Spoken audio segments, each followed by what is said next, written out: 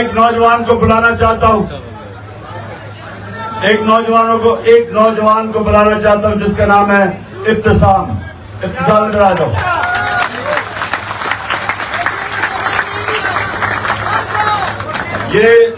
ये सुनो, इधर इसको देख लो, ये देखो, चुप करके जरा इस नौजवान को देखो।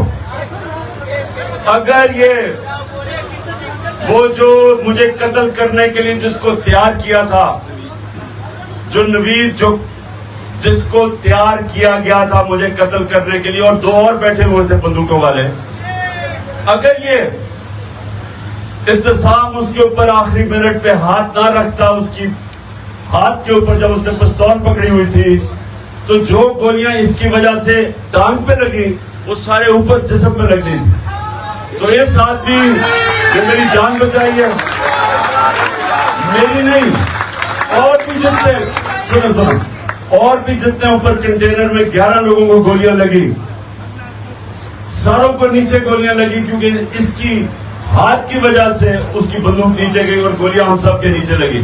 नहीं तो अल्लाह को क्या मंजूर था, लेकिन अल्लाह ने इसके हाथ से हमारी जानें बचानी। कोई बंदूक निकालता है तो लोग भाग जाते हैं, आप कहीं भी देख लें, लोग अपनी जान बचाते हैं, क्योंकि लोग नहाते होते हैं, तो बंदूक जिसके हाथ में होती है लोग डरते हैं।